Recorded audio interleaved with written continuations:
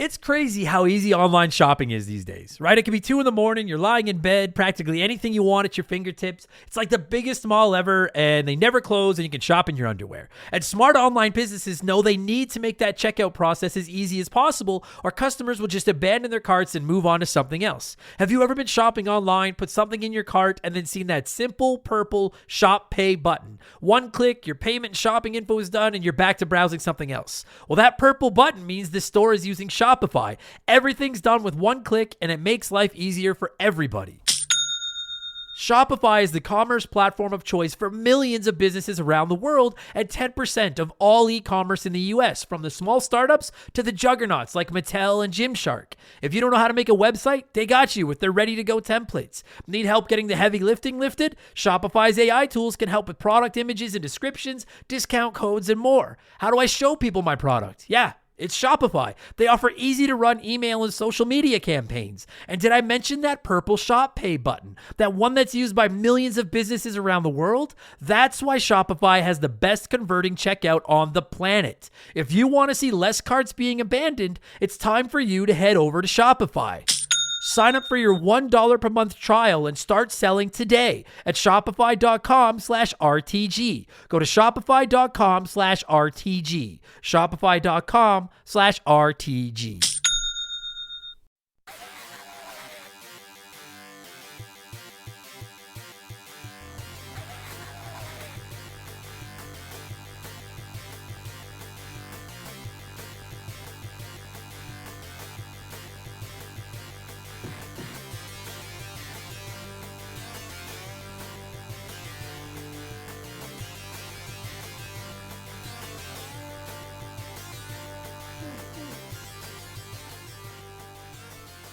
What's up, everybody? Welcome back to Remember the Game. It is my retro gaming podcast, where every week a buddy of mine and I sit down and we geek out about the games we played back in the day. My name is Adam Blank. Thank you so much for listening to the show. And this week it is episode 346. The NFL is back. Week 1 starts tomorrow night. My beloved Broncos are mere months away from their 4th Super Bowl. So to be the professional that I am, I decided to talk something football, and decided to cross off a game from my personal backlog with Mutant League Football for the Sega Genesis. If you're newer to the show, I'm a Canadian. I'm not a super knowledgeable football fan. I got into it about 15 years ago.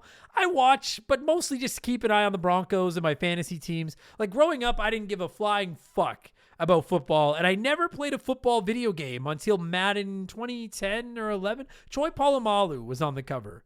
Whichever one it was the first time I started playing Madden. And I still wouldn't say that I'm a very big Madden fan, but I have grown quite fond of retro football games. I play Retro Bowl on my phone. It's fucking awesome. I still love Tecmo Bowl. I really like NFL Blitz, which we covered on the show a few months ago. But Mutant League Football has always been the one I've been the most interested in. I just never got around to playing for some reason. When I was a kid, a buddy of mine had Mutant League Hockey, and he would always tell me about it. And I just thought it sounded so fucking cool. Like, I can safely say the Mutant League games are on the list of the Genesis titles that I was most jealous of as a Super Nintendo kid growing up. And while I still haven't gotten around to Mutant League Hockey, I hear ya. I see the comments. As a Canadian, I know it's a fuck up. I'm going to fix it. It will get an episode, I promise. But I have spent the last couple weeks playing Mutant League Football. And while it's not like the best football game I've ever played or anything, it's really fucking fun. Like, do you remember when EA just made games that were fun?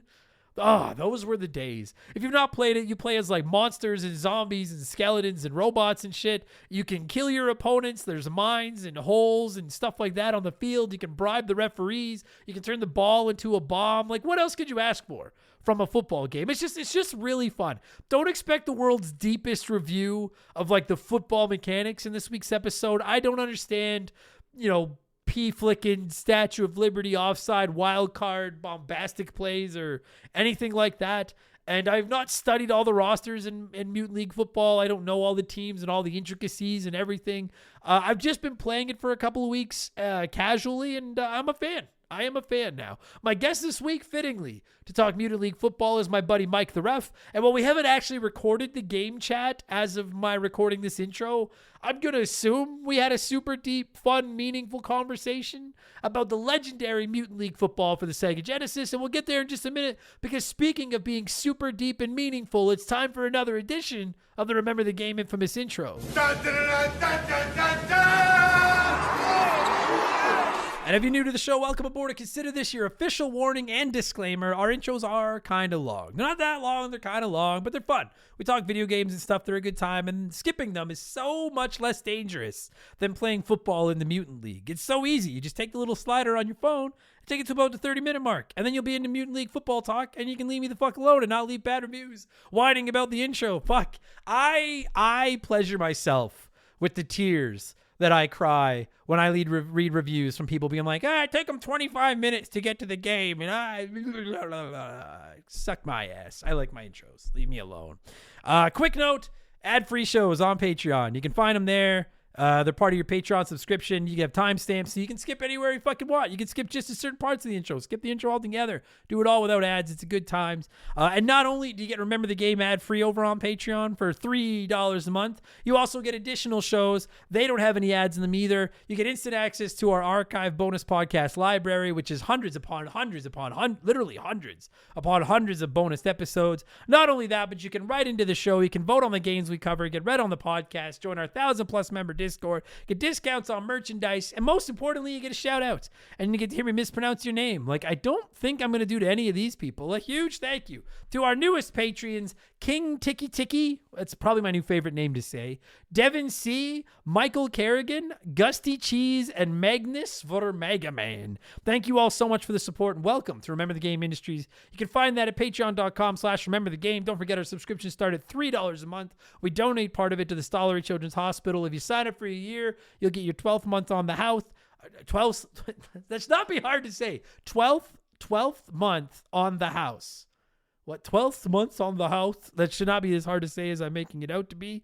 And keeps our bills on. Pays our bills. So I really appreciate the support over there. And don't forget, we have merchandise as well. You can find it at rememberthegamepodcast.com. And shout out to my man Joe for 4545 Creative for designing it all for us. Generous bastard that he is. That's all my plugs. That's enough blowing myself. Let's blow some of you by blowing in some cartridges. It is our opening segment here on the show. I read a few comments and questions from our Patreons, usually gaming related, but not always. And we call this segment Blowing in the Cartridge. He blows all right. He blows big time. That's it, honey. Get into the spirit. Let's blow. Our first blower this week is John Coxley, who says, hello, sir. I just had one question. With the fate of the world on the line, and you have one shot to beat one NES game to save us all, what game are you playing? Now, I'm assuming, based on the wording of your question, John, that I don't have like infinite. If I have access to all my continues, Mega Man 2. And I'm still fairly certain I'm going to go with Mega Man 2. I don't remember the last time I wasn't able to beat that game, even without continue. Like, I wasn't able to beat it without having to continue or anything. But if you're saying there's no continues on the table, you just have to play the game from the beginning to end, and if you game over once, it's all over, so that's it. Then I think I'm going to go with The Little Mermaid, which I haven't played in a long time, but I remember renting it and beating it like the night I brought it home as a kid and being kind of disappointed. So if I can't continue at all, I'm going to go Little Mermaid. But if I can continue, or if society is going to mock me mercilessly for the game I pick, then I'm going to go with Mega Man 2. Yeah, that's my answer. But that said, if the fate of the world rests in my hands, you should all probably start telling your loved ones how you feel, because we're fucked. We are fucked. Fernando Garcia wrote in and said, hey, Adam, I love your show. And every time you say former Hall of Famer Mark McHugh, I bust out laughing. Thanks for all your content. It gets me through my shitty job. And it even helped me last, I'm not sure. This is a typo. Last year. But it even helped me when I was going through chemo. Fuck cancer. Love you, man. Shout out to beating cancer. Fernando, fuck cancer. Also, I love your name.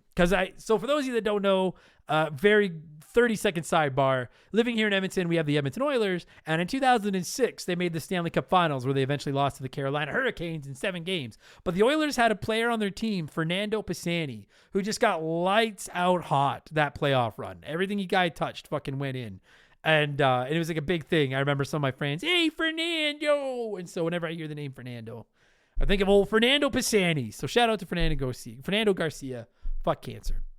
Oh, shit, dude. I meant to mention this off the top. Oh, man, I suck at my job. I forgot to mention this off the top.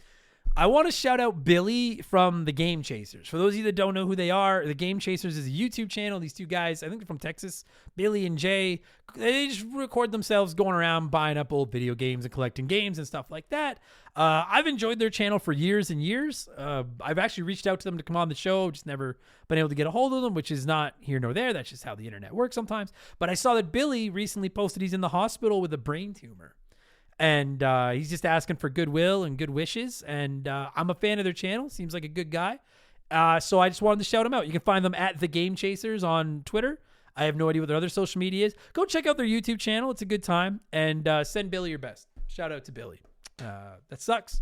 Hopefully the guy kicks out and he will be just fine. Jetstopia said, thinking about the lackluster response for Mario Kart World, it's fine, it's fun, it's meh. Do you think this is the generation where Nintendo find a way to bring us a second Mario Kart game on one console, Mario Kart World 2? I'd be intrigued with what this could be. I don't think it's impossible, Jetstopia, because you are right. Even myself, like I love Mario Kart, and I liked Mario Kart World, but I haven't played it in like a month. Mario Kart 8, I played it nonstop. Mario Kart World, I do think Knockout Tour is fucking awesome, but it's the first Mario Kart game where I haven't even gone back and 3-starred all the Grand Prix, which I always do. I just don't feel the urge to play it. So I don't think getting a second Mario Kart this generation is impossible, but I think we are substantially more likely to just get some DLC. And you know what? Maybe some DLC would fix Mario Kart World. Some more non-linear driving down the fucking road for 20-minute tracks would make me a hell of a lot more interested. I got to go back and play that one more. Because I feel this, like you said, it's fine. It's fun. It's fine. I gave it a review a few months ago on Expansion Pass. That's what I said. I'm like, it's very good and fine, but it's just not legendary like I was hoping it was. So like, I wouldn't be opposed to a second one, but I does anyone out there not think we're just going to get DLC'd out the ass for this game? I think that's what's going to happen, personally. Patrick Hunter said, I got a real question for you. What's the fattest cat you've ever seen, and what do you remember about them? Now we're getting to the hard-hitting questions. I picked this one specifically because I wanted to shout out, I remember the game alumnus, and that is my cat Tubby. I don't ever speak of Tubby. Most of you know Molly, our CEO, rest in peace, who was my dog for the last 13 plus years. But before Molly, back when I was, we got Tubby when I was 12 or 13. And maybe younger than that, probably 10 or 11 years old. And then we had to put Tubby down when I was in my early 20s. She was just getting old, and her name fit. Her name was Hooks, but early on she started to get a little obese, and we changed her name to Tubby, and then she was Tubby until the end. And that cat worshiped me, man. I was that cat's favorite human. Tubby was a good fucking cat. First time I ever had to put a pet down. It was brutal. And I still think about Tubby from time to time. So Tubby is the fattest cat I've ever seen, and I remember her being one of the goats. Shout out to Tubby. Fucking gem. Also, hey, listen, keep it between me and you. I don't want the whole world to know. Keep this under your hat. I'm just telling you, listener, this just you. Shaylee and I have an official interview lined up this Saturday for a new CEO. A new puppy. And I'm not going to say anything else yet in case it doesn't work out, but we're very excited, and I think there's a reasonable chance by next week's episode, Remember the Game has a new CEO. But I'm not going to say anything else yet. We'll see how the puppy meeting goes this weekend. Darbles said, hello, Mr. Blank. Greetings from Wisconsin. I caught up on all your podcasts, so I went back to the start of RTG, and I'm working my way through the backlog again. I was listening to the Uncharted episode, and it had an interesting Play One, Remake One, Erase One I'd like to hear you revisit. The options were Infamous, Jak and Daxter, and Sly Cooper. And you said you'd play Infamous, remake Jak and Daxter, and erase Sly Cooper because you'd never played it and you love the other games too much. Now that you've played Sly Cooper, and if I remember correctly, you liked and 100%ed it, I'm interested to hear if your results have changed. Thank you for all you do. Your shows really help me get through the workday.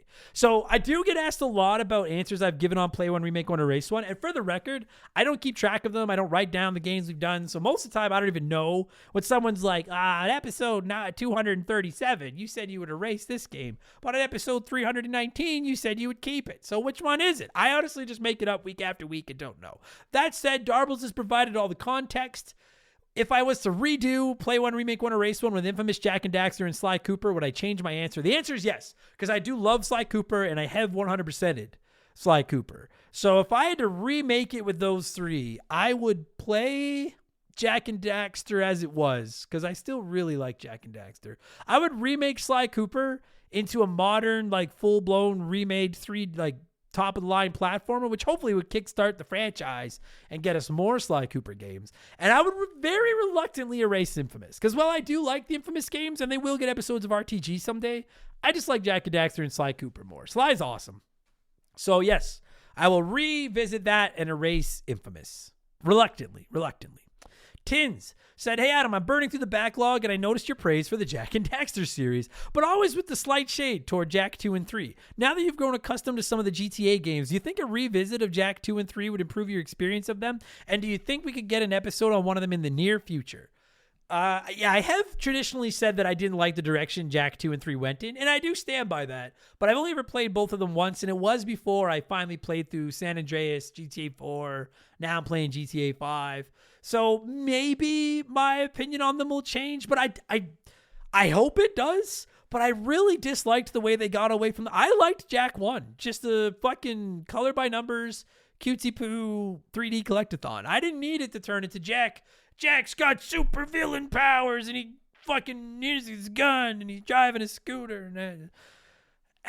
So I don't think you'll get a revisited or a Jak 2 or 3 episode in the near future. I pretty well have RTG planned through the rest of 2025, and I can say that Jak 2 and 3 aren't on the docket, but I would like to go back and redo, and replay Jak 2 and 3 for episodes of the show at some point, just because I love the first game so much. So not in the near future, not convinced I'm going to like them more, but yes, I will play them and give them the RTG treatment at some point and find out for myself. Yes. I am watching you through a camera. Nice pull. Sorry, I should have sang that. I am watching you through a camera. Said Mr. Blank, have you had a chance to check out the DLC content for Sea of Stars? Nay. I very, very, very rarely play DLC content. That being said, shout out to my favorite DSP podcast. That being said, I do really, really like Sea of Stars. And at some point, I probably, instead of doing the DLC, I'll probably just at some point, I would like to just replay that game and throw on the DLC. But I don't know when that'll happen. The backlog from hell just keeps growing. Plus, there's so many new games coming out this year that I want to get to over the next 3 months. Not on the docket anytime soon, but I'm interested because I love Sea of Stars. That's the respect I have for Sea of Stars, that a non-DLCer like me is interested in your DLC. That's as high of praise as I can give. Ran Hakubi said, with another football season upon us, I come to wonder, why are you a Broncos fan? Is it because, like the Rays, you're rooting for the underdog, or does it stem from Hank Scorpio not buying you the Dallas Cowboys? Yeah, I do get asked this quite a bit, but for those of you that are maybe newer to the show or don't know, it is actually because of Hank Scorpio not buying Homer the Dallas Cowboys. It's the only thing I knew of football for quite a while was, the Denver Broncos, from that Simpsons where Hank Scorpio buys Homer the Denver Broncos instead of the Dallas Cowboys. And then I just kind of stuck with it because I thought it was funny. And then the first year I decided to start following football was the year that Tim Tebow was the quarterback for the Broncos, and they had a fucking miracle run and a half. And that was kind of where it all just that's all where it stuck for me. So yeah, it all kind of boils down to Hank not bought. If Hank had bought Homer the Cleveland Browns, if that, you go back to that exact same scene of The Simpsons, but Homer's like, oh, the Cleveland Browns, I would probably be a Cleveland Browns fan right now. Fortunately, I'm not. I'm a Broncos fan. Let's go, Broncos. And finally, before we move on, it's letter time. MBT Live 1979 said, this may be a hot take, but I think the Xbox 360 versus PS3 era was just as good, if not better, than the 16-bit wars. I find that to be a very, very fascinating take, because I'm not going to necessarily disagree with you. MBT, you're saying your name is MBT Live 1979, so I'm going to go benefit of the doubt that you were born around 1979. As an 83 kid myself, my childhood was the 16-bit Super Nintendo versus Sega Genesis wars, and so they will always be held in the highest of esteem to me, because I truly think that was the peak of 2D gaming. I think, and then it all kind of restarted with the Nintendo 64, PS1, and vastly inferior Sega Saturn generation, where they were trying to figure out how to do 3D. Whereas we'd already gone through those growing pains with 2D, with the Atari and everything like that. By the time they got to Super Nintendo, Sega Genesis, they fucking knew what they were doing. So I think you had two consoles, two companies at their fucking peaks, in my opinion. At least their peaks at that time. Marketing was huge. It was the first generation of gamers where we were all just kind of into gaming. Like, it wasn't like a nerdy little pastime. I mean, it was a nerdy pastime, but everyone played Nintendo and then Super Nintendo and Genesis and stuff like that. So I think it was very magical. I will agree that the Xbox 360 PS3 era was the 3D version of the Super Nintendo Sega Genesis, because the growing pains had kind of been sorted out, with the PS1 Nintendo 64 era, and then the PS2 GameCube Xbox Sega Dreamcast era. By the time they got to the 360 PS3, I feel like they were in kind of their Super Nintendo phase of those 3D games. And I will argue that that was like the only generation since probably the Nintendo 64 or PS1. And even then, like, the Super Nintendo beat the Sega Genesis, like, in sales and stuff, but that was a genuine war. Like, that was another... Sega fucking kicked Nintendo in the ass, and it made Nintendo better because of it. The Nintendo 64 PS1 generation, like, it was a war, but it was a war that was clearly dominated by Sony. Like, the PlayStation destroyed the Nintendo 64. And then the PS2 fucking outsold the GameCube, Xbox, and Dreamcast combined, and then some. So that was all it. But I think the Xbox 360 was really the only, like, non-hybrid, because you could argue the Nintendo Switch, but we're just talking, like, home consoles that go under your TV, and that's where you play them. I know the Wii outsold them both, but the Wii was off on its own. The Xbox 360 is like the only under the television home console that really gave Sony a run for their money since they started dominating with the PS1, because they fucked up with the PS3 at launch. Most of you remember that. They were a little too high on their own supply from the PS2. They came out with a crazy price on the PS3. They kind of fucked up, and Xbox saw the blood in the water and they went for the throat, and well, they didn't win. It was the only time, in my opinion, it was the only home console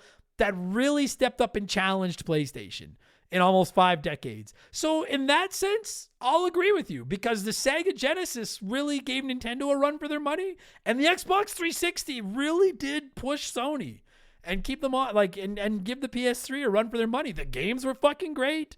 I agree. If I was ranking the console wars, I would probably still go Super Nintendo Genesis at 1, because I'm a nostalgia-driven nerd and I can't help myself. But I would probably go Xbox 360, PS3 at 2. And then if I had to pick a third, I don't even know. I don't know if what else even stacks up? Like, again, I know the Wii outsold it, but the Wii was always kind of like a secondary console. I think the Switch is considered kind of like a companion console to your Xbox or PlayStation. Like, I guess the third would be the 64 PS1, I guess. But Sony fucking destroyed them. Yeah. Great take. I'd like to do a full episode on that someday. Great take, MBT. Well done. Okay, we got to move on. That was good. I like that. Let's switch things up and get to our Smash It segment, the official game show of Remember the Game Industries. Play one, remake one, erase one.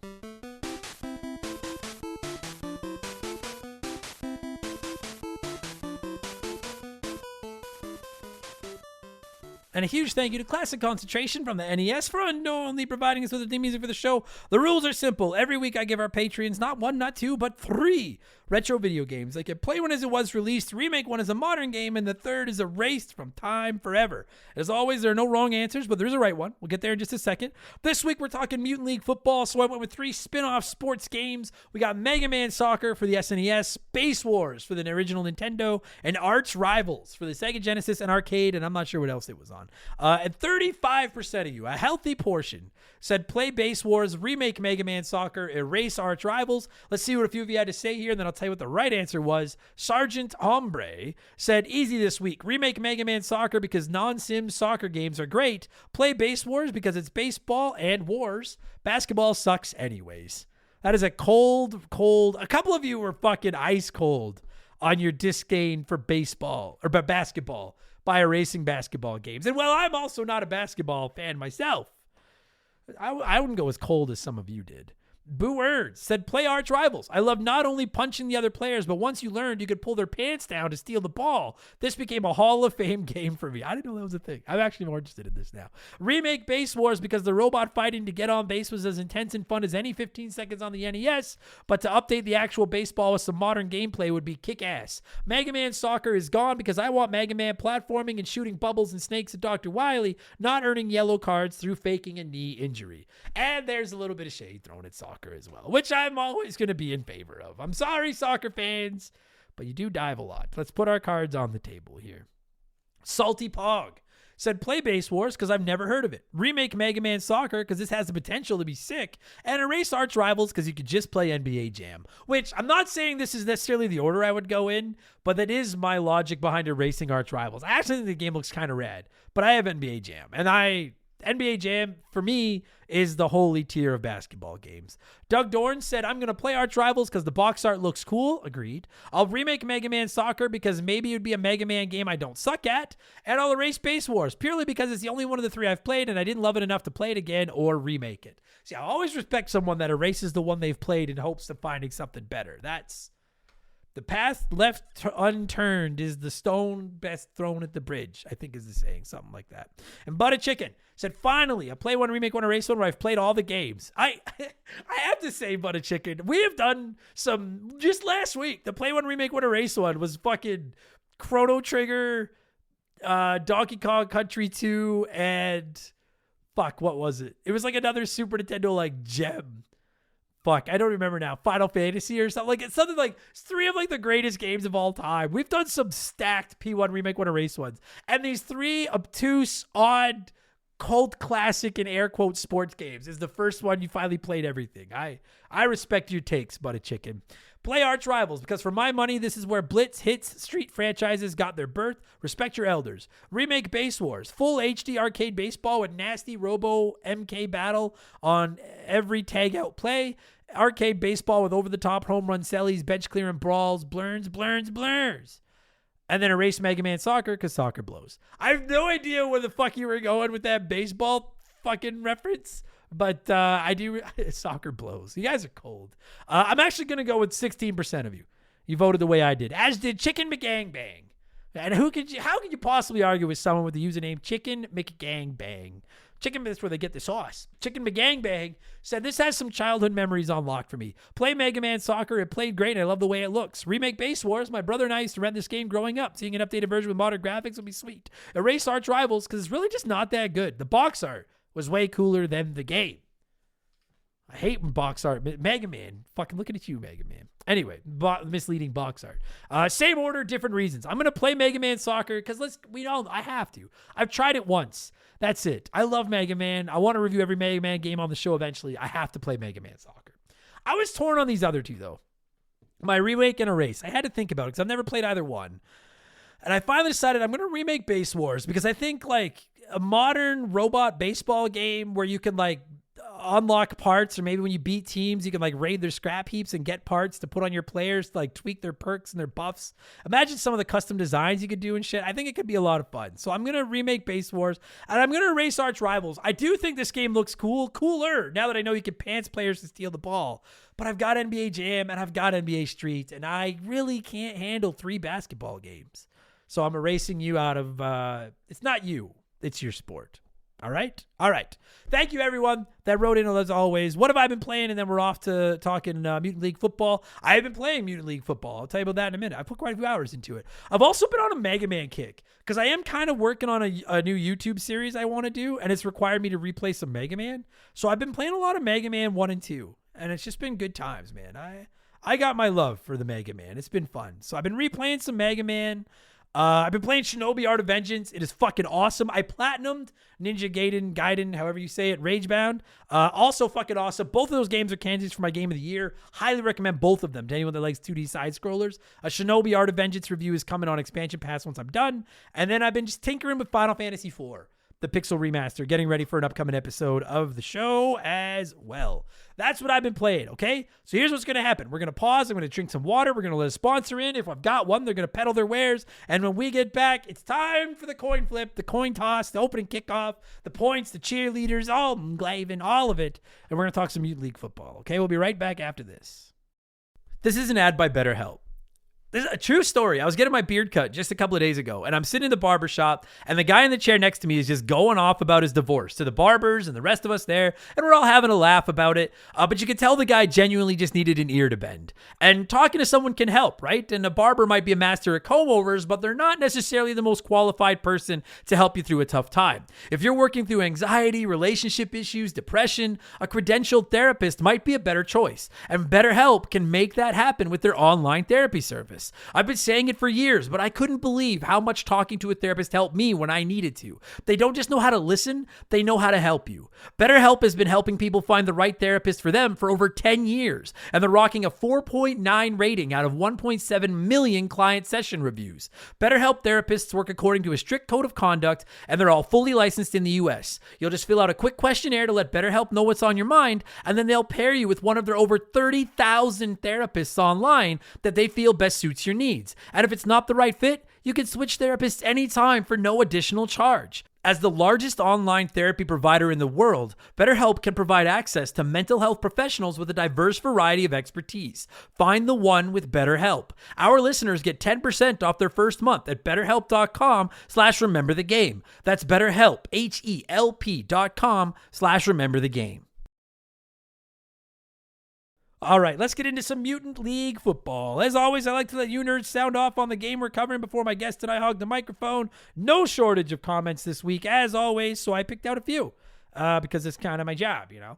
So let's see what some of you had to say about Mutant League Football. AB Killen said, I'm pumped you're reviewing this one. This was one of those rented it so much it costs me more than buying the game for us. This game was really brilliant. They used a proven Madden football engine and added mutant arcade flair. I was always a Madden kid, but my brother would never play. Mutant League Football got him, and probably a lot of other non-sports fans to play a football game. P.S. Bones Jackson is the GOAT. There are some sweet names in this game. I got to tell you, I was not interested in football whatsoever at this age. This came out in 93. I would have been 9 or 10 years old. Not even remotely interested in football back then. But if I was shown this game and given a chance to play it, I agree with you. I would have played it. I get you.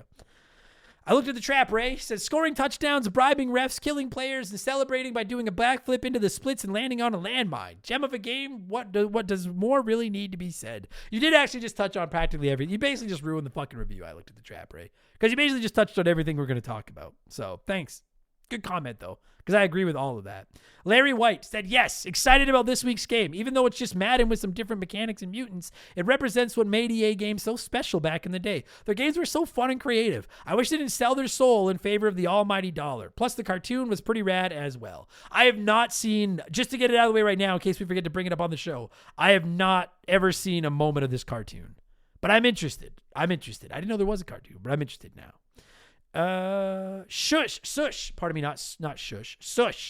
the PS4 version of this game is a ton of fun, and that was my introduction to the series. I wish Mutant League Hockey got the same treatment. Yeah, I haven't played it. Is it? Leave me some comments. Let me know. Is the new one any good? Because I know there's a new Mutant League Football, and I have not played it. I wanted to play this one first, and now that I have, I'm intrigued. I'm more intrigued by going back to Mutant League Hockey, because hockey's my bread and butter. But is the new Mutant League Football any good? Let me know. Suplex Sunny said, as an NES kid growing up, this was the Sega game I was most envious of. I love football, and the Mutant League cartoon on Saturday mornings had me hooked. I never played the OGs, but recently tried the revival of the game on Xbox. Here's to hoping we get a remaster or see it added to Switch Online. Dude, seeing this game on Switch Online would be fucking sick. I doubt we'll get it, but it seems more likely than, like, we got Tecmo Bowl. So, I don't know. Maybe? I don't know. Don't poo on my salad. Maybe. And Steve Clark said both Mutant League Football and hockey were regular rentals growing up. Never did own either one, but played them both a lot. I prefer hockey, but both are a blast. I would argue that about just sports in general as well. Although, you know, truth, I don't mean to like sidebar here, but like if I'm going to sit down and watch a game, I would rather watch a Montreal Canadiens hockey game than a random football game between, like, I don't know, who's two of the teams I don't give a fuck about. Like, no offense to you fans, but like the Dolphins and the Commanders or some shit. Like, I would rather watch just like a Habs game than that. But if I'm just going to watch like two random hockey teams or two random football teams play a game, I would kind of rather watch the NFL than hockey, honestly. But anyways, point I was going to make is you said you prefer hockey. Both are a blast. I really need to play this hockey game now and see. Because where's Mutant League Baseball? Yeah, I guess that was Base Wars. Whatever. Anyway, I'm just rambling. Let's get into the game. That's what you're here for. That's what I'm here for. Again, I haven't actually recorded the game chat yet, which is out of order. Usually we do that first, and I do the intro a few hours before the episode goes live. Assuming that we manage to get the game chat done in time to get this episode up, I'm going to cue up some music. And when it stops, Mike the Ref and I are going to take another look back at Mutant League Football, which originally released in North America on the Sega Genesis in May of 1993. Enjoy the episode, everybody. Let's go.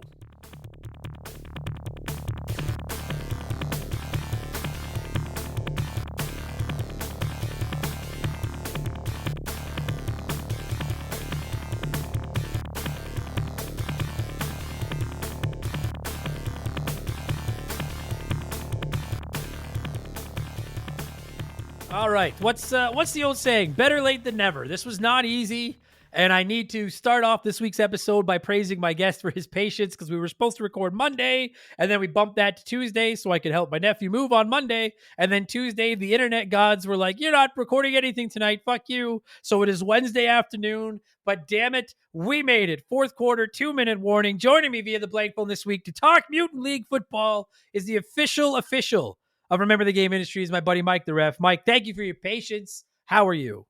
I'm doing great. I'm doing better than a lot of these referees in this game because, they're not exactly the best of positions here. And honestly, I will not blame you for this.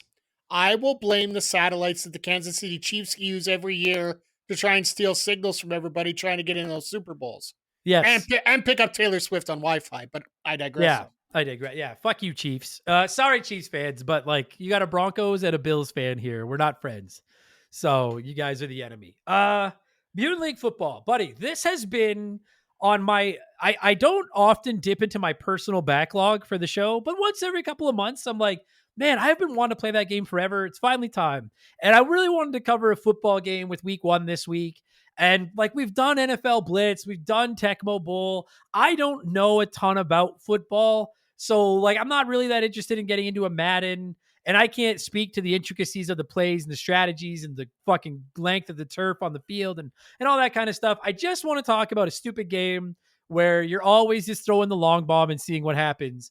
And I finally fired up Mutant League Football, and this was the answer to my prayers. I don't think it's my favorite football game ever. I think I'm still going to give that designation to Tecmo Bowl.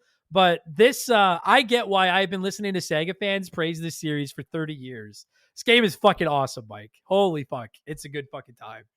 When I think of Mutant League Football, and I've just been sitting here, going over it, I've been watching video, and I've been looking up stuff on this. I swear this video game is if Jerry Jones, the owner of the Cowboys, which, we all know he's a bumbling idiot, just like the Cowboys are, decide to go on an acid trip and just go that much further. It's the best part about every part of that. And the craziest. Go ahead. Sorry, I was going to say the field, the audio, the little quirks in the game. It's just absolutely amazing. Yeah, and the craziest thing about it, it's funny that you bring up Jerry Jones because this is an EA game. And in 2025, those two letters are enough to get you banned in some forums. Like, everybody hates EA. I hate EA. We all hate EA. But we didn't hate EA back in the 90s. EA was cool. There was a time, I'm telling you, you younger listeners, listen to me. I'm telling you, there was a time EA was cool. There was no microtransactions. We all got excited to go EA Sports. It's in the game. Like, it was a happy time. And this is a happy game. Well, it's not. It's a very violent game, but it's from a time when EA wasn't the villains that they are now. And I've waited so long to play this. And I don't think it's the football in it, which we're going to get into is good.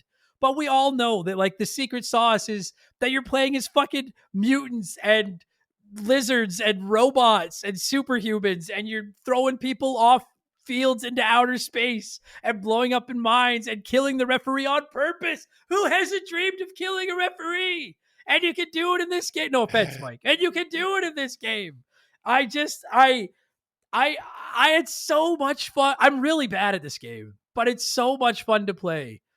And it's just retro, dude. I'm sorry, I don't hog at the mic, but like retro sports games are just like the bad retro sports games are bad, but the good retro sports games, Mike, I are as timeless as any good retro game ever. Because in 50 years, you will be able to pick this game up and play it against a buddy and have a great fucking time. Like this game has no expiry date on it. Do you know what I mean? Oh, absolutely. I completely agree with you. But first of all, every referee should be treated with kindness, respect, and dignity, unless his name is Angel Hernandez or he works for the Kansas City Chiefs. I digress either way. But a game like this, sure, you if you are knowledgeable in football games like Madden and such, you're gonna notice a lot of intricacies, and you're gonna learn the plays, and you're gonna be able to figure stuff out and watch different things and try to move up from that. But if you're not a diehard football fan, like I'm a I'm a team fan. I'm not a guy that dives in and knows every single position and every Sure. like if you're watching this play, you have to look for this guy and this guy and this guy. I just enjoy watching football. I still have a blast with this game because Yeah. literally all I have to do is send a guy towards a landmine and send him to blow up. And the Like- fact that you could win this game by killing the other team, Yeah, literally. yeah. That's the best part. If you've not played it, like we'll get into how the game itself plays, but like it is as titled. You play as a bunch of mutants playing in a football league in like a post-apocalyptic world. And there are so many obstacles on the course you can use. So you'll blow up, your opponents will blow up. You can kill your opponents by hitting them too hard, throwing them into traps, all these types of things. One of the genuine strategies in the game is to kill so many of your opposing team's players that they have to forfeit. And I have both won a game like that and lost a game like that. And I can tell you it is a lot more fun to be on the winning side than to be like, this is fucking horseshit. But it is so much fun. Like it's most football games, dude. My only like I hate playing defense. It's like it's so boring. Everyone wants to play quarterback. You want to go like it sucks. Playing defense fucking sucks. But in this game, playing defense is awesome because you're always looking for that one. There's no better feeling than when you get a clean break at someone and you just literally destroy them. And it's quite graphic for like a children's game. Like you'll see a decapitated head roll down the field with fucking blood. Like seriously, how many football games do you literally have a health meter underneath your character Yeah. as you're going along? It's the best. Like you, like in between plays when you're on the sidelines and you're trying to pick your next play. If one of your team is really beat up, it'll give you the option to like swap them out for somebody else. And it actually, especially when you play it in the playoffs, which we'll get into, it actually becomes like one of the strategies is trying to make sure enough of your team stays alive that you can continue through the playoffs and make it all the way. It's fucking. It's wild. Like if I have a complaint about it, I've never played Madden on the Sega Genesis. So my understanding is that it's the Madden engine, and then they just kind of put mines and Pretty zombies much. and shit in it. The biggest beef I have with this game is I found it very difficult as the QB because when you hit the C button on your controller after you snap the ball, you hit C, and that brings up these three cameras showing your three receivers, like your A and B receivers, and then usually your running back is the C button. But it cuts off half the screen, so you can't see the defenders coming at you. And then the three players are the same size as they are on the screen, but in these three little televisions. And it's really difficult to tell what's around them. A guy looks open, and then you serve it up, and then find out there's like three guys just off the side of the camera waiting. I don't know what the better option than that was, other than to maybe zoom the camera out and make those three players smaller. But like from an actual playing football perspective, that's why I personally prefer like Tecmo Bowl, because I did find those cameras a little bit like I threw a lot of picks, and I'm not very good at these games, period. But it's because I couldn't tell those guys were in like double coverage because you can't see anything. Well, If that makes sense. There's a couple things to that. One, your comments, the one like I'll be honest, I went in and looked for a bunch of reviews. I looked through the wiki, I looked through all that, just trying to learn as much as I can. And that is the most common complaint that I hear about this game is the fact that you can't see if they're double covered. But the one thing that Madden did that this game doesn't, the little detail, when the guy is open, he will put his hand up. like the receiver. Oh, I never noticed that. In Madden, he'll put his hand up to show that he's open, so you can throw it to Oh, him. But they didn't do that here, and that's a little bit of a detail you need to know. And yeah, just the fact that half your screen is covered, so even if you want to try and run up, you don't know where the defense is to pick which way you want to run to get out of this. yeah, yeah. And Like, and you give it a pass because, like, at the end of the day, like, if you're looking to play a deep football game, like, you're gonna go play Madden. You know what I mean? Or like go play something. Like, you're clearly playing this for the violence, for the novelty of the fields. Like, that's I assume that's why most people are playing it. So I like, it's not enough to fail the game or anything, but like, it's lucky it has that gimmick of the zombies and the lizards and all that shit, because if it didn't, I'd be really irritated with the fact that I'm throwing these. Dude, it's not even just the picks, but like, you throw a pass to someone and your receivers will go to like the X where the ball is going to go, but as yeah, soon as you throw the pass, it switches control to the receiver. And the number of times that I accidentally moved the receiver out of the path of the ball just because I was like I was trying to get my quarterback away from like getting hit. And then I throw up the ball, but now I'm holding the D-pad left, and now I'm moving my receiver out of the way. Like, it took me a long time to realize, like, once you throw the ball, let go of the fucking D-pad, let your guy catch it, hope he's not in triple coverage because you can't fucking tell. And that, like, and I'm not complaining. I'm just saying that, like, at the end of the day, while we're going to talk about all the gimmicks, it's a football game. You have to talk about the football a little bit. The football is fine. It's good. It's not it's great. passable. It does the job it needs to do. Yeah, Yeah, because at the end of the day, you're just looking for ways to hurt the other team. Like, that's what you're playing for. this is literally a whole bunch of this is a sim football game, which they seem to, when it comes to the playbook of this game, you either have some plays that work very, very well, or you have some plays that don't work worth anything Yeah, whatsoever. And the only difference is you have a few extra boosts and you have a few extra, mutants to deal with that get to beat up after the plays. So yeah. And I had seen that online. A lot of people saying that, like, when it comes to actually playing the football in this game, they're like, you'll quickly learn. They're like, because there's a surprising like list of plays that you can call, but they're like, you're gonna stick to the same dozen that work. And I was trying like all of them and rotating for the sake of the review. I'm like, I'm gonna try everything, and I did find that as well. Like, I was sticking to the same 8 or 9 plays over and over again because they were the ones that I knew would fucking work. Which is Also fine. the fact that you have a bunch of players that are basically supposed to be spoofs of famous players like Bones Jackson and Yeah. Joe Magician and Scary Ice, being for Yes. Jerry Rice and such. Some of the names are fucking money. Like, they're like, Oh not even God. just the spoofs, but like just the names of some of the like I can't.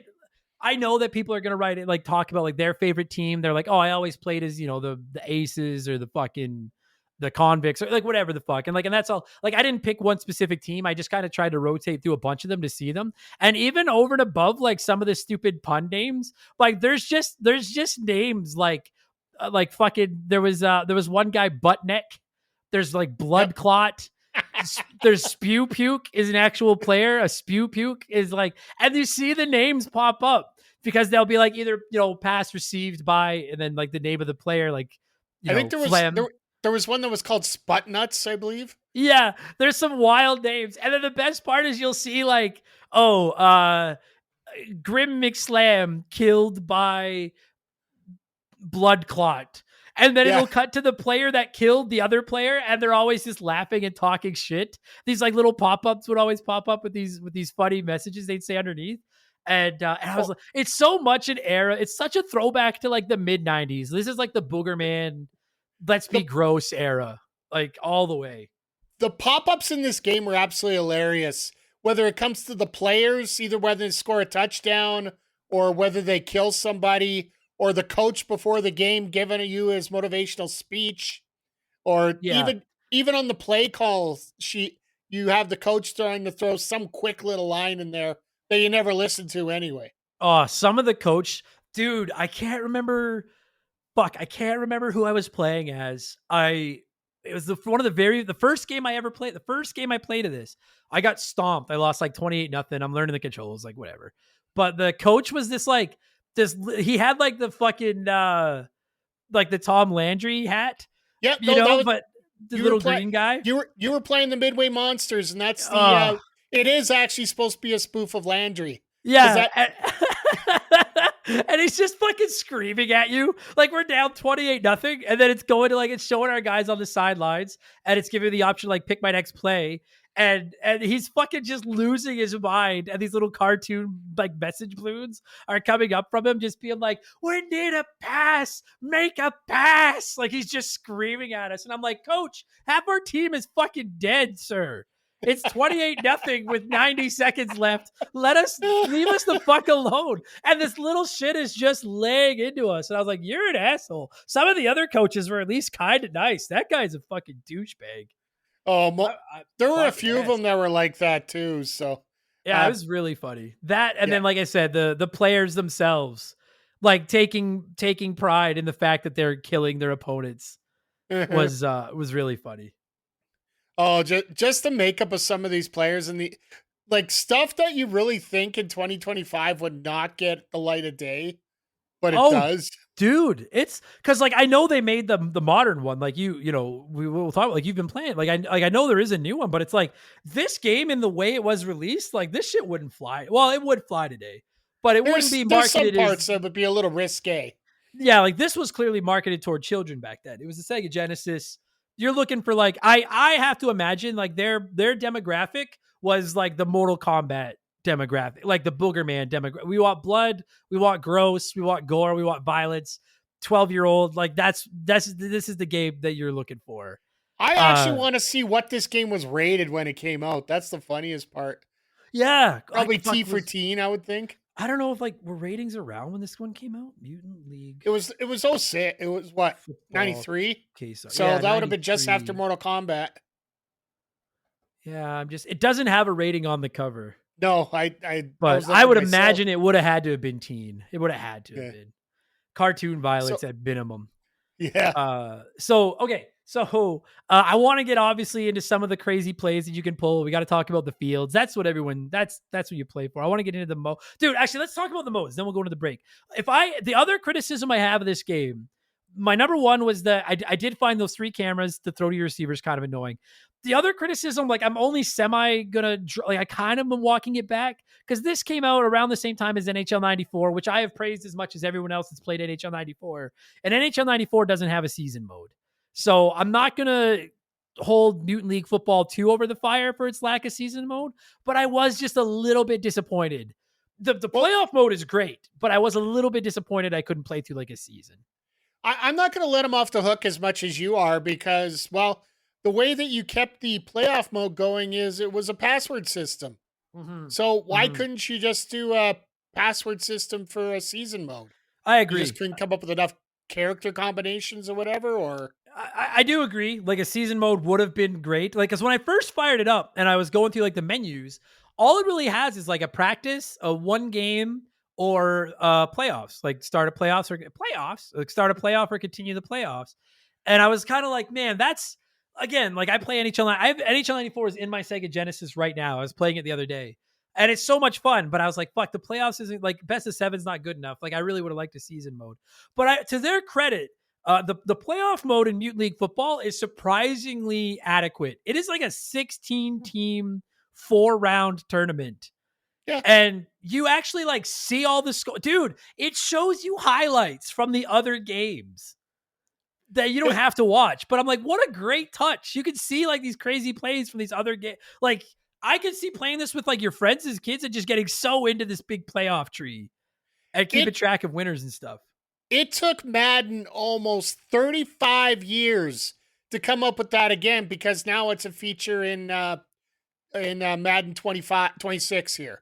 Or this year's Madden edition. Is that right? I didn't notice that. When you play a season, you get to watch, like Scott Hansen does a full 3-minute video of all the other games that happened during that week.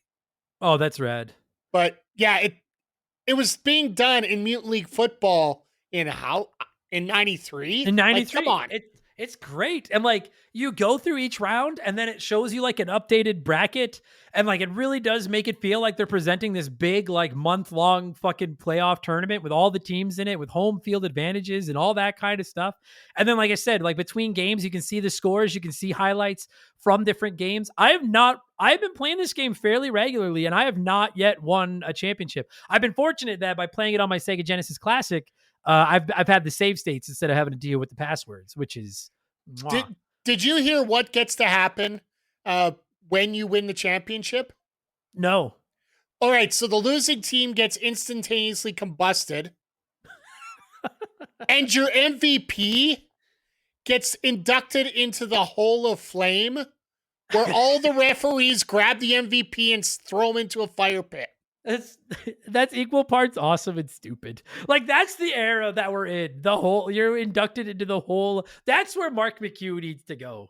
Instead of pending Hall of Famer, he's a bona fide Hall of Flamer. Mark McHugh. I'll let him know that when I talk to him tonight. I love it. I love that playoff mode. It's fucking awesome. The one mode I'm a little upset that they didn't have more of. Why didn't they have more of the halftime festivities mode? Just have an increasing scale and maybe a score on that. Yeah. It's because like, yeah, if you've not played it, like it's fucking awesome. You get to play this like little mini game where these like dead skeleton, whatever the fuck dancers are like at 50-yard line, like putting on a show, and you can shoot them. You can literally like throw shit at them and shoot them and blow them up while they're putting on a performance. It's awesome. Why wasn't that just an option on the menu? It should have been. Why not? And the best part is what happens when they finish. A big thing flashes up on the screen. Band auditions start Monday. Yeah. I loved that. Like the halftime's rad because if you're really, I could totally see like as a kid having a sleepover and playing through like a few tournaments of this, and like you're letting the halftime like highlights play just because it feels like something you do if you're watching the game, and then you're actually doing the halftime show where you're blowing up all the dancers, and it's fucking like again, like it's. I'm not upset that there was no career mode. It's just, that's all, or like a season mode. It's just like, that was my favorite thing to do as a kid was like, rent NHL 96 and play through a season or whatever the fuck. So I just, the playoff thing is great, but a single season mode, I didn't even need trades. Like you don't have to get complicated with trades and stuff. Cause I know that's a little bit harder. Never would have kept it. Yeah. But like just a simple season mode where you just play every other team once or something would have been rad. But I'm nitpicking because at the end of the day, the game's clearly meant to be played with two people. Like I was kind of getting bored of it by the end of it by myself. Like it's clearly the type of game you want to play with a friend. Yeah, especially with the if you ended up having a team that was either 3 skulls higher or lower difficulty, you were pretty much the score was getting lopsided in a hurry. That was my first win. Was I played as like the all-star team or whatever the fuck with like 5 skulls, and then we played the Whiners, I think, or like one of the no skull teams, and I won like 42-0, and I was just like, now today I am a god. And then I tried to start playing it legitimately because you are right, and I actually like that. I like that there's a big difference between, because if you're playing it against someone that's still learning how to play, that's a way to even the playing field a little bit. Yep. That's much nicer than, and I know that like even by this era, that was something that happened. Like you play NHL 94, there are better teams and worse teams. I know that, but it's just nice compared to, playing like an ice hockey on the NES where it's, or Blades of Steel is probably a better example because they're all the same. So it's a big difference. You're right. I never even thought to mention that, but it's a huge difference from like the 4 skull teams to the 0 skull teams. It's fucking wild. Absolutely. So, okay, let's let it, I don't know how long this is going to go. So let me let a sponsor in here. They're already late, so they're mad at me. They'll do their thing if we've got one. And then when we get back, we got to talk about some of the deaths and some of the stupid plays in this game. And of course, abusing refs. So we'll be right back after this. I earned my degree online at Arizona State University. I chose to get my degree at ASU because I knew that I'd get a quality education, they were recognized for excellence, and that I would be prepared for the workforce upon graduating. To be associated with ASU, both as a student and alum, it makes me extremely proud, and having experienced the program, I know now that I'm set up for success. Learn more at asuonline.asu.edu.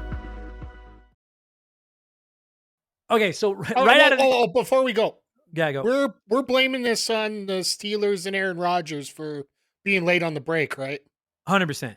All right, Yeah, cool. Just 100. as long as we get our story straight here. Yeah, 100%. Dude, I forgot that Rodgers. Holy fuck, Aaron Rodgers. Old man Rodgers. Ugh. He's starting to look like one of the zombies from this fucking game. Right. I wanted to quickly touch on the referee thing first because it's so like I know this is gonna sound dumb. I like it when referees are in the games, and I know like by today's they all are, but like I've always loved it when like you could knock a referee out in a wrestling game or even just see them, all that kind of stuff. I love that in this game. Not only are the referees there and they're trying to do a good job, but you can first of all, I never really found a huge use for it other than like you can bribe the ref. It's one of the plays you can pick in your playbook is bribe the referee. And then you'll still play the play like normal. And then if you don't get the yards you need, they will call a 5-yard penalty on the other team and then reset the down and you get another chance. And it's a cool idea. I think you can only use it once per half or something. Correct. It's a cool idea and it's fun. But then shortly afterwards, the referee always seems to get fired or replaced, and then the other referee ends up calling something against you to make it back. It's that's what I found. What has to happen here? The referee gets bribed, and every time it's not just one time; it's every time you don't get your yardage or something stupid happens to you, you're going to get penalized. So then on the defense, you got to turn around and say, "There's an option there. Go kill the ref." Yeah, I know. Yeah, so that's right. now you got to go kill the ref so he doesn't start screwing you anymore. Then he'll give the defense a 5-yard penalty for killing the last referee, and then everything's good to go. That's what it is. And it is literally you can kill the referee. And when you choose to kill the referee is usually like this like bulldog, and it's standing off to the side, and the entire team that select to kill the referee just goes and fucking destroys this poor thing. Just on screen in front of everybody. Just destroys them. It is fucking hilarious. And then a new referee will come in and be like, I'm going to call it fair and square. And then it goes right back to the fucking shenanigans again. Oh, no, he won't. He doesn't say that. He says, I was planning on calling it fair and square, but I see how everybody else is doing it. So what the hell? Right. That's what it is. Right. They come in and they imply that like, they're like, I was an honest referee, but I'm as corrupt as the rest of you now. It's so funny. Being able to fuck with the referees is the funniest thing in this fucking game. And then over and above fucking with the referee, obviously you can fuck with the other team. In addition to like the regular normal plays that all have like there's like the it's not a Hail Mary, it's a Scary Mary or something like that. Like, yep. They give all the regular plays like ghoul sinister names. But then you can call audibles, and when you're lined up at the line of scrimmage, you hit the button to call an audible. And if you're on offense, you can choose a new passing play, a new running play, or a new nasty play. And the nasty plays vary from team to team based on like the stats that they have. But like one of my favorite ones you can do is you literally set the ball to be a bomb. And then as soon as you snap it, your QB will just kind of fumble it forwards, and you will blow up members of the other team that come near the ball. And because they're all trying to get the fumble. Because they're trying to get the fumble. And it is fucking hilarious. I was up like 30-7 and then threw that out there just to fuck with and I was having so much, like, it never gets old. It never gets old. It's so dumb. But it never, stuff like that, that's my personal favorite, is setting the ball as a bomb and blowing it up.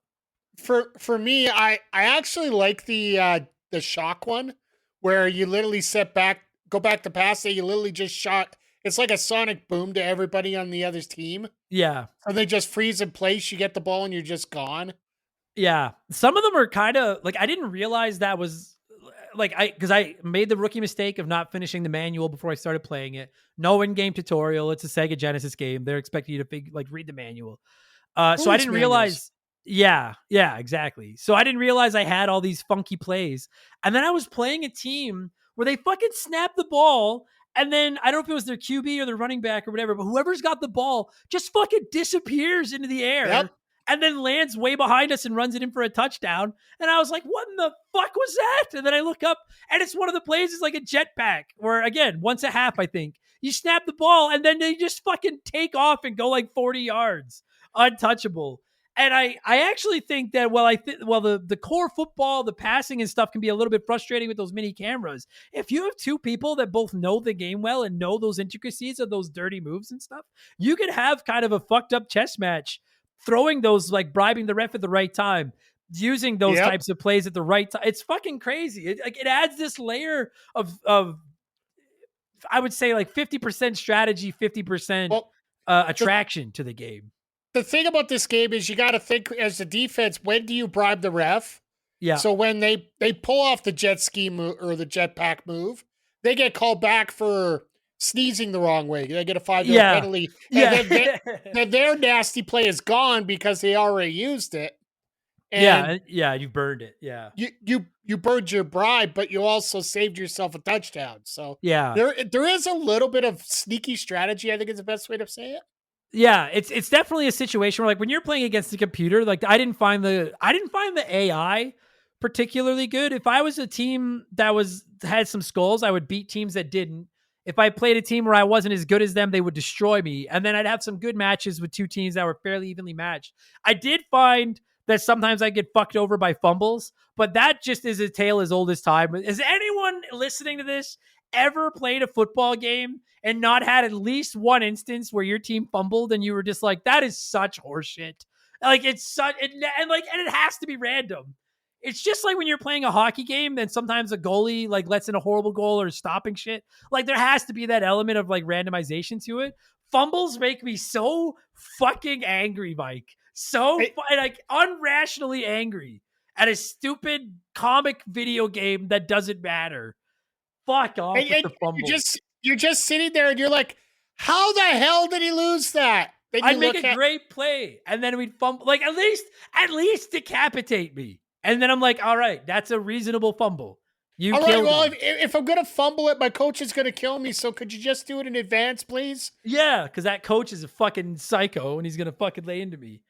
So I didn't find the AI like super deep in the sense of like when they would use a bribe or their trick play, like their nasty plays and stuff like that. But if you know the game well enough and you know how to match wits with someone else that's playing it, I can imagine you can get into some pretty fucking wild like chess matches.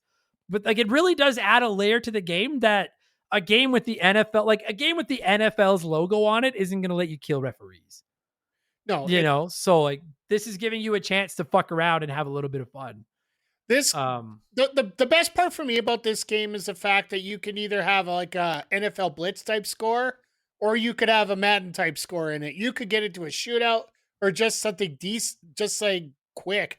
But Adam, what about the fields? Dude, like these fields are insane. Some of the fields, like, so if you've not played it, some of the fields are like, you can play on like gravel. You're on like the surface of the fucking moon. There's the ice ones make me fucking crazy. I fucking scored a touchdown on one of those ice fields with a great fucking pass. And then my receiver caught the ball, scored the touchdown. And then after he was doing because they do their little dance where they do the splits and shit. And then you always go for hits after, like, while you're waiting. I went for a hit and my guy slipped and like slid on the ice and fell off the side of the map and disappeared into space. And I lost that guy off my team. And I was like, what kind of horse shit fuckery is this? But that's, oh my God. Some of the maps, it's so rad that every team's got their own home field because the home fields genuinely play a role. Because they come with different obstacles and stuff. And you're like, dude, you like play and that's where like say you want to like send your running back to the right. You'll send your running back to the right, and then you'll start to break up the field and then realize there's like a giant pit of mines sitting in front of you, and you're like, fuck, now what do I do? You try to like walk the line beside the mines to kind of use them as defense to protect you, but you can fall off the side of the map, disappear into fucking outer space. But if you turn around and run backwards to try to go to the other side, you're going to get sacked and lose a bunch of fucking yardage. The fields are fucking good. I think they're like the highlight of the game, quite frankly. I love the fields of this fucking game. And then in other circumstances, there's ones there with toxic waste and rubber on them. So if you send your opponent running through that, their health bar will decrease as they run, and eventually they'll fumble because they've withered away to nothing and die. There's like landmines, different kinds of landmines on the field that if you run over the landmines, not only does your character get blown up, but then it creates a hole And then for the rest of the game, you're trying to avoid this fucking, like by the end of the game on some of these fields, it's like playing on Swiss cheese. And just getting down the field is a pain in the, like, forget the even if you were just given the ball instead, just run it to the other end of the field. Forget having to make plays and shit. You're dodging so much stuff. It's Well, awesome. I was just scared about how my receivers are going to be able to run to the end zone because, half the 10-yard line is gone. Yeah. And it's some of those fields. Yeah. There's these it's almost like the water is kind of but water is outer space, and it's like splashing up on the side of the field and slowly coming in. Dude, you'll get to a point where, you get to like a 10-yard line or a 20-yard line, and literally 30-40% of the field from the sidelines to center field are gone because it's just been washed out. So now you just have this giant, and it's only at one end of the field. So you need to be aware of where it is to know, like, when can I run up that side and when do I have to stay the fuck off that side because there's no field there to run up. And while you're doing that, the other team's mutants are trying to literally rip your fucking head off at the same time.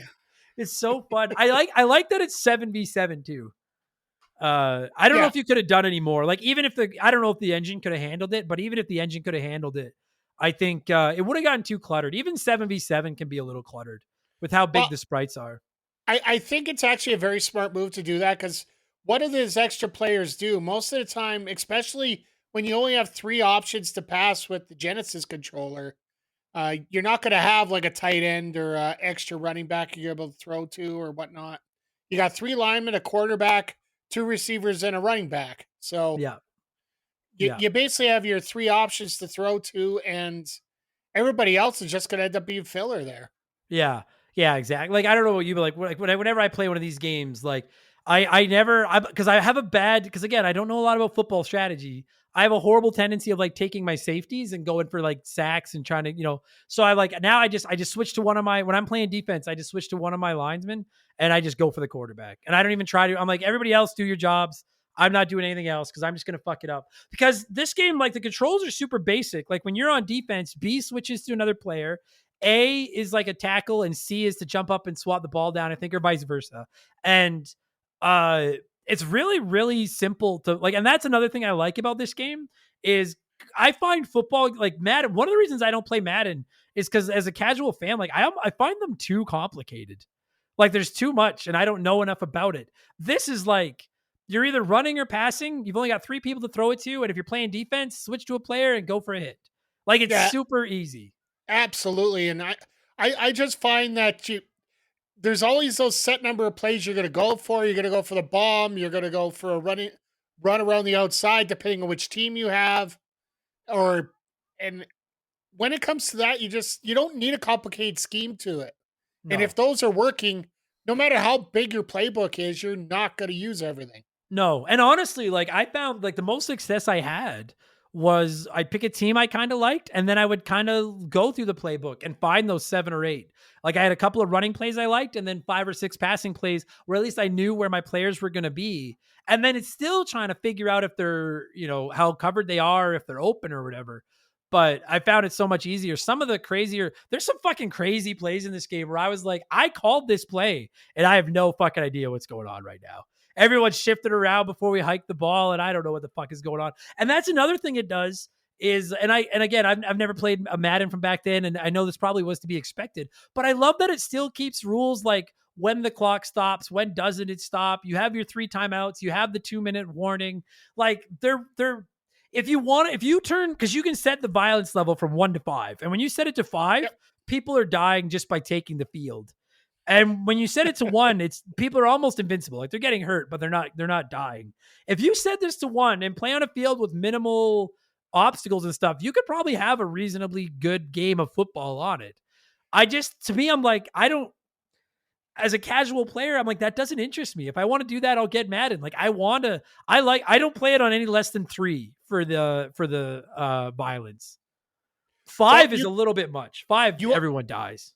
You also have the option of having no subs. So if you end up having the violence at 5, even though your player dies every play, he comes back to life for the next play. Yeah. I was reading the manual and it said, if you really want to crank the difficulty up to the highest, go on the playoffs, turn reserves on so that anyone that dies is dead, and then turn the violence all the way up, and then Yep. try to make it through 4 games with enough of a team. Because I think you've only got 2 QBs, and if they both get hurt, you're done. Yep. So it's I almost found that part. It was really fun to look at, but I found myself a little bit lost, like trying to figure out how I could even dress a fucking team. And you can play short, like you can play with too few players. But if you get too many out, then yeah, it makes you forfeit, which would be, it's fun to I'd want to do with my friends, trying to see, like, it could almost become like let's just see who can hurt more of the other team first. But when I was playing like that playoff thing, I was like, dude, I think you'd have to get pretty fucking good at this game to be able to win the full playoffs of 4 matchups with reserves on, with the highest difficulty, without using like an all-star team. I don't know. It's got legs. Like I emulated this one because it's obviously not like it's just available to play anywhere. I am going to pick up a physical copy of this for my collection. Like I could see myself putting a lot of time into this game. It's one of those classic sports titles that's just aged like wine. It's so much fun to play. Hot take, like the last Madden I owned was when Peyton was still playing. So it was a while back, but I thought this was more fun than the last time I played Madden. Yeah, I can see why. And I find that, the gameplay of this is easy to pick up, easy to learn, easy to do. It is rather limited in some ways as well. There is a love-hate relationship with a lot of people when it comes to Madden itself. So it could be a point where a lot of people absolutely need the perfect sim. But if you don't need the perfect sim and you just want some dumb fun, and that's one thing I really do enjoy sometimes, is just, I want to get into something that's just plain old dumb fun. Yeah. And that's where some of these, like that's why I mean, like a good retro sports game is fucking timeless, because you will always be able to pick it up. And even if you just want to play a single game, like, dude, I can't tell you the number of times in getting ready for this episode, like I thought I was good. I was like, I've played enough. Cause let's be honest, it's not the deepest game. There's not like a ton of meat on the bone. I was like, whatever. I'm ready to record it. But then I still found myself, like, I'd come into my office and be like, I can play through a game in about 15. If you leave it at 3-minute quarters, you can play through a game in about 15 minutes. And I would just fire it up and play one because it's just fun. And you're right, dude. I had some games where like the scores were really fucking close. Like it was like, we'd be like 21-21 fourth quarter. It's fucking intense. And then you're stressing over every play. And I'm like, fuck, I've already bribed the ref, or I've already used my bomb ball to fuck up. It's as deep as you want it to be. And you're looking to see, should I kick the field goal, even though nobody ever kicks field goals in these games? Hey, thank you. Because I was thinking that too. I'm like, that fucking Tom Landry coach is yelling at me to kick because we're like 4th and 7 from like the 40. And I'm like, nah, fuck that. We're going for it. And then when we miss it, he's losing his fucking mind. But I'm like, that's the fun about video games. I like kicking. I get if you're playing seriously and shit, sure. But like, come on, fucking, you got to go for it. Don't just kick field goals. Field goals are boring. And that's another thing. This game is so zoomed in. I missed some field goals because I wouldn't aim it left or right properly. I would just worry about I find that hard. Trying to aim it while you're also trying to get the distance. As long as it's going down the middle, it's fine. But otherwise, I could never make a fucking field goal from the sides because I suck at this. The accuracy is definitely meant for you to go for it on 4th down, just because if you're off just by a hair, you're not going to get it. Yeah, and it's more fun. Yeah, exactly. Like if you want to continue, chicks dig the log ball, not the kick ball. Yeah, exactly. It's not fun. And then another thing I was reading online is, I don't know if other people have this, but like I had a fucking hell of a time returning kicks. Like I would be sacked the second I got a hold of that ball. Like as the second I'd fucking get a hold of that ball, I'd get destroyed.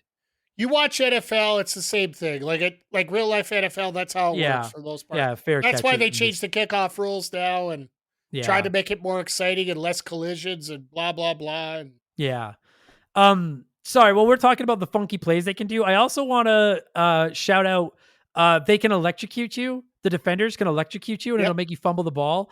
And that cost me a game one day when I was playing, and I'm trying really hard to work on Angry Adam because I don't like how angry I get at video games, and we're getting a new dog soon.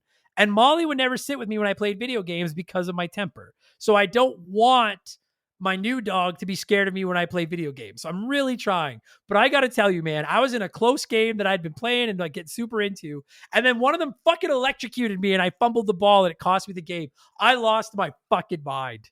That electrocution can eat my entire ass. That is such crap. And I know it's funny when you do it, but it is, there have to be people listening to this that came to blows with their friends playing this game as a kid because it is fucking bullshit sometimes. As funny as it is, fuck you and fuck that electricity. Damn it. Adam, I have to be frank with you, and this will bring up something I'm going to bring up later on, but the successor to this, Monster Football League, the sequel that they did, if you guys ever got a chance to watch my streams of it last fall, that was the last time I physically broke a controller in my hands. Is when I'm in the Mayhem Bowl final, in the fourth quarter, and he pulls out a shock on me and fumbles it, and I lose by 3. Oh. And but I mean, like, it's smart. I literally snapped my controller in my hand. That's how angry I was. And that's the catch-22 is I'm like, if the computer's not doing shit like that, then I'm like, dude, come on, don't play dumb. Like, play good. But then when they do it, I'm like, that's fucking horseshit. So maybe I'm just unpleasable. Let's go there for a second. I haven't played, because like, I'm like, dude, how has this series been dead for so long? I know they made the new one a few years ago there. I don't know. I'm not saying these games couldn't work today. They're just a different, as long as it's marketed properly, it can work today. Honestly, I think this game here, even if you didn't update the graphics, just get it a better engine and give it a little better AI for the computer. I think this version would absolutely be amazing to play. Yeah. How is the new one? Oh my God, it is so fun. Is it? Like they have, like we didn't go over it yet, but there are spoofs of 12 NFL teams in this game. Like the Killer Convicts being the Dallas Cowboys, and the Midway Monsters, who are the best team in the game, being a spoof of the Chicago Bears, for example. They did all 32 in the new one. Oh, really? You have to buy them I think you get like 14 of them right off the bat, like the original sets. But Sure. then you have to buy the rest as DLC, which I think the DLC is 150 Canadian a team, which is like nothing. No. And I mean, like, yeah, that sucks, but that's just part of the course now. Yeah. Like, but it has updated rosters. Like they update the rosters every year for this game now. That's rad. And they wow. Like, you know what? I'm going to spoil it right now. I know you're going to let me plug at the end, but I'm throwing it in here right now. Anybody that's listening to this right now, coming out September 8th, we're doing a re-debut of Monster Football League on my Twitch channel, twitch.tv/MikeTheRef. We're bringing back the Snuffalo Thrills with our head quarterback, Mosh Basham. And we are going back to avenge our championship.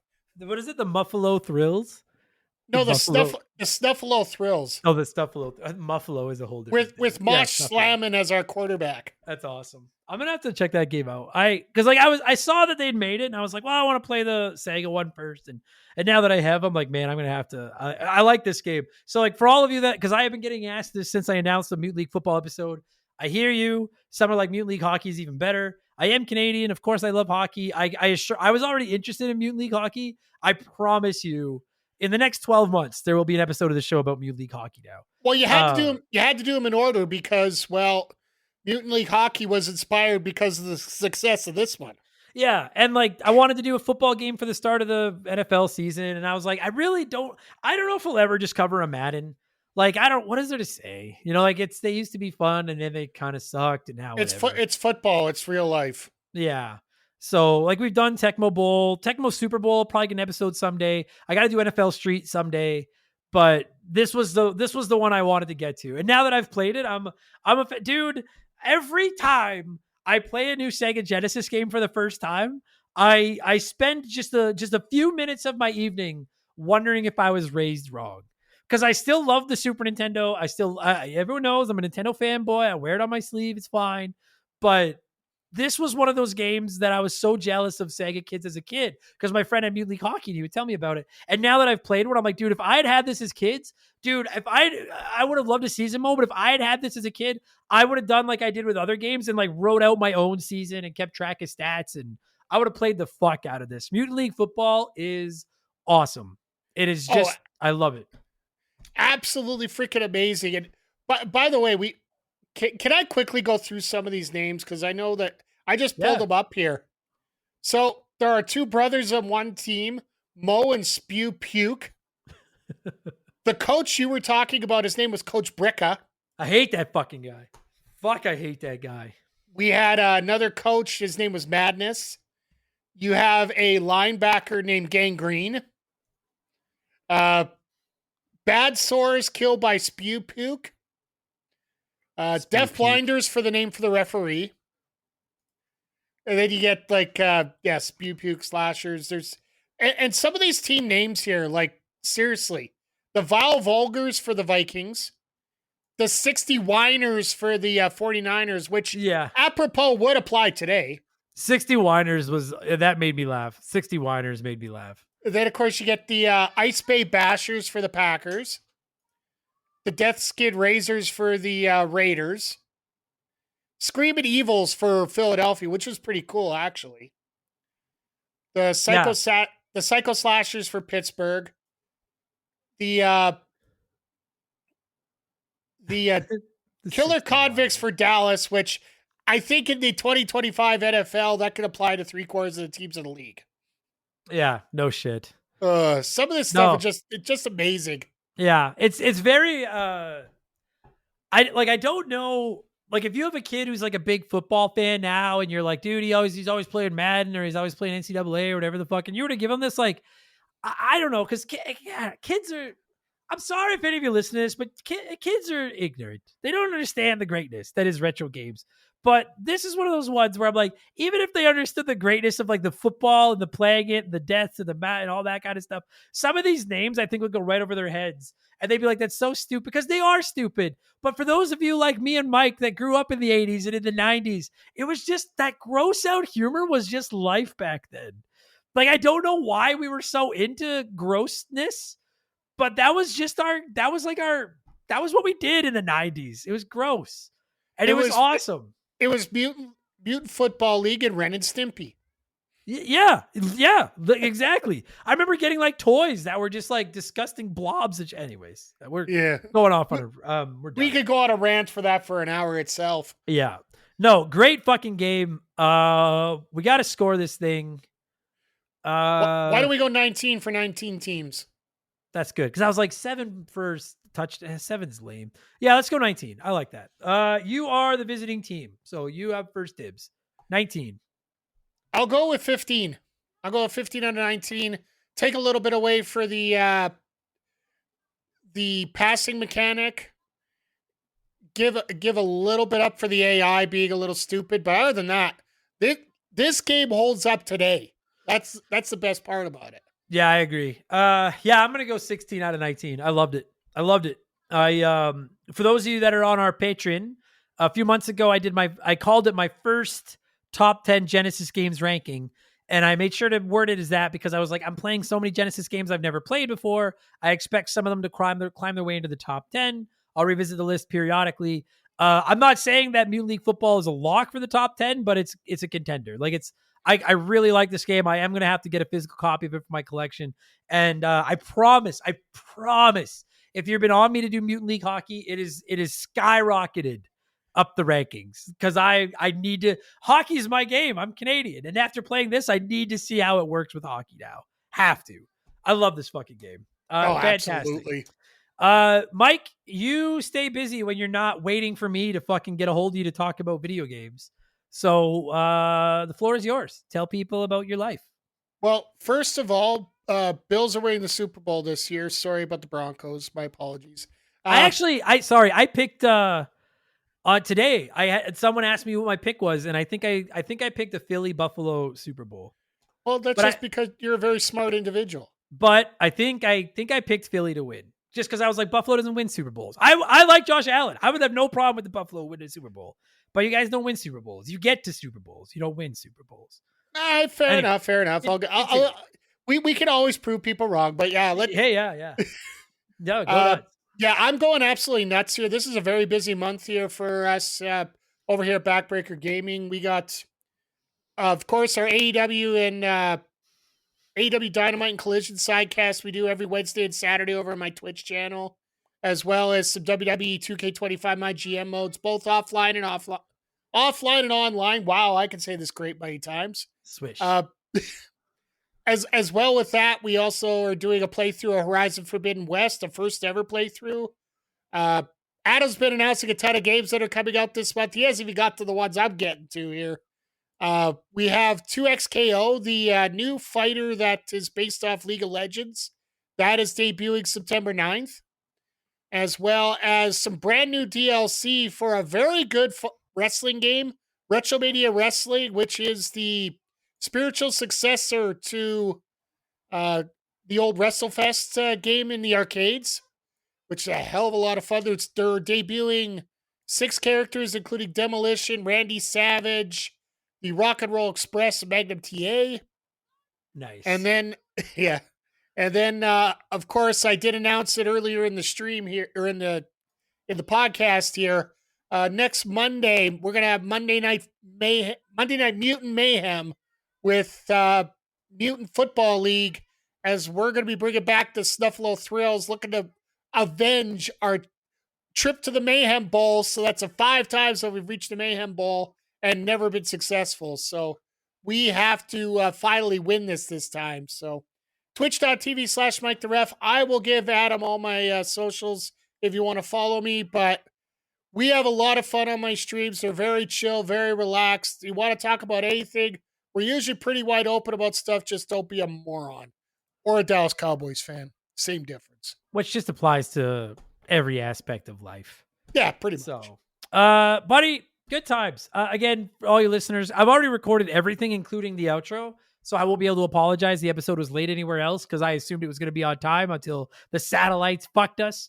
So apologies to all of you that this is about 24 hours late. And Mike, I know I had to bump it from Monday, then I bumped it from Tuesday, and now it's Wednesday afternoon, 24 hours after the episode should have gone live. Now it's finally going to go live because we finally did it. Thank you for your patience and for making this happen. Everybody check out Mike's stuff in the description of this episode. And Mike, good job, and we'll do this again soon. And go Broncos.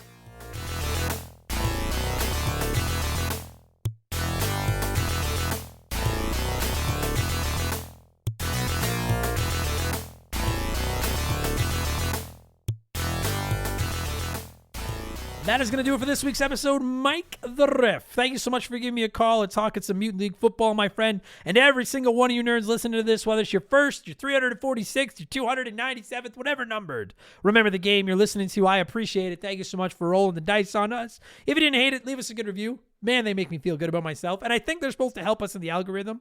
I'm just not sure how. It takes 2 seconds, 5 stars. You don't have to write anything if you don't want to. If you want to, sure, I'll read it, but you don't have to. You can just leave 5 stars. I'll take it. 4 stars even will do. Anything other than 4, maybe just, I don't know, maybe just go listen to something else instead of leaving us a bad review, telling me you like the, why would they come to our show just to boo us? Like, just fucking leave us alone. I don't fucking care. And check out Mike's stuff. You can find his links in the description of this episode, assuming he sent them to me. And, yeah. I got to shout out some patrons, and I think I'm done for the week, or at least for this show. Tomorrow, I'll be back with Expansion Pass, which, dude, I just realized Expansion Pass will be done in less than 24 hours, and I haven't figured out what the topic's going to be. Shit. Okay, I got to get out of here so I can figure out an Expansion Pass topic. Something will be there for you patrons on Thursday. There'll be a blank ranks available on Friday. And next week, we're back with a whole another slab of podcasts, including Remember the Game 347, which, if everything lines up, will be back-to-back Sega games, as we're talking Toe Jam and Earl, Panic on Funkotron, Toe Jam and Earl 2, which, gotta say, early impressions, not loving it.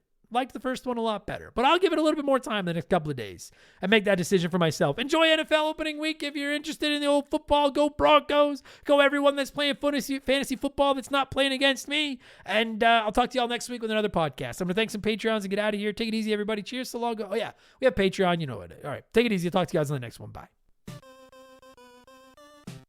Remember the Game is brought to you by our Patreons. I couldn't puke up all the content I churn out every week without all of your support. The following people are at the senior executive vice president level or higher on the old Patreon box, and if that is the case, I am contractually obligated to say their names as quickly as I possibly can. So we'll just go oldest to newest this week. We'll keep it easy. A huge Remember the Game thank you to Remember the Game Hall of Famer, Slick Motherfucking Rick, Makeshift Mellow Magic Money, Sharonic, J Nasty 15, Jork King Keeks, Dan to Dissect That Film, Doug Doran, Chris Fleury, Andrew Wright, Jordan, Little Buddy Fufu 89, Angry Ticks, Dave Thompson, No One Cares, Scott Brooks, Aaron Lawson, JSK Fusick, A-Town, Morgan, Zane Donovan, Ryan Kinchin, Mike Maloney, G9PSX, Mercury 869, Wolfgang Darren, Andy Hudson, Doogie, Wolf Magic 21, Johnny from Virginia, Squint, Steen Donian, Jeff Bergeron, Randy Barrage, Just a Fish, Ku Klux Klan, nice, I get that, Holmes, Zach Shepard, Captain Black, Silver, Triple, that was Ku Klux Clam, for you non-Simpsons fans. I'm not a fucking racist. Ku Klux Klam,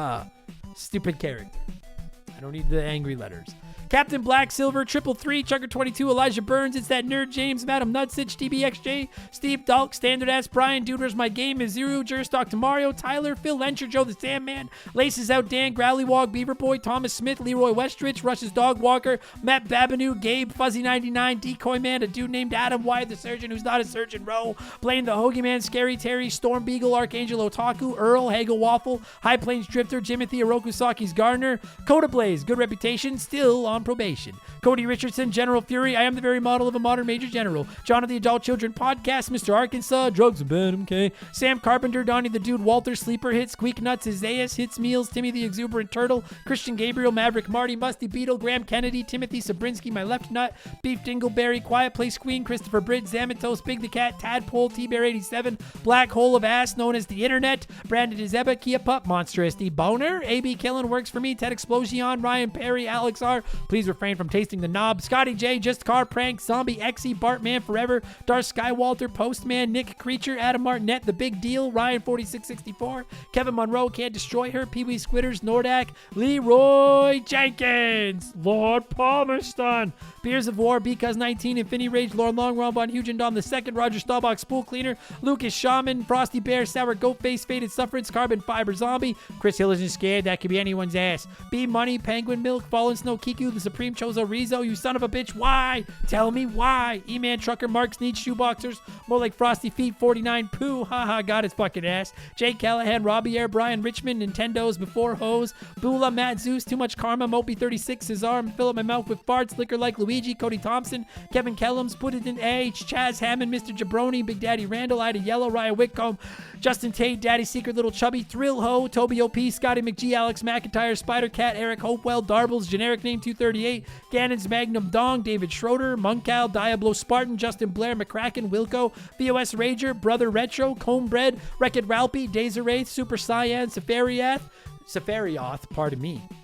Savage Boosh, The Grim Patron, MacGyver 88, Travis Sanders, Lord Salazar, Flater Flav, Erotic Onion Ring, Captain Asbury Juice, Doogie Bowser MD, Topher Love, Thunder Leaps, Legendary, Jinxie 425, Akiris Network, Horror Wars Podcast, Jeff Leopard, Game Boy Ganon, Fancy Store-Bought Dirt, Steaming Wooly, Botfocker, Mikey Hag, Shane's World, Devin Collins, Cannon Fodder Games, Trooper Galactus, Exotic Chaotic, I'm really starting to fall behind here. Trooper Galactus, Exotic Chaotic, Just James, Spooky Dookie, Profound, Frank Preeves, The Okayest of Muffins, Landed Turquoise, Siegfried, Mandroid, The Reploid, Tyler Patchell, Handsome Major, Angus McZongo, Esquire, Rav is my favorite turtle, not Donnie, Justin Briere, Redline Aerodrone, Sick Jakes, Did It All for the Wookiee, come on. George Swan, King Tiki, and Magnus for Mega Man. That was not my best batch of shoutouts, but we made it. Take it easy, everybody. Cheers.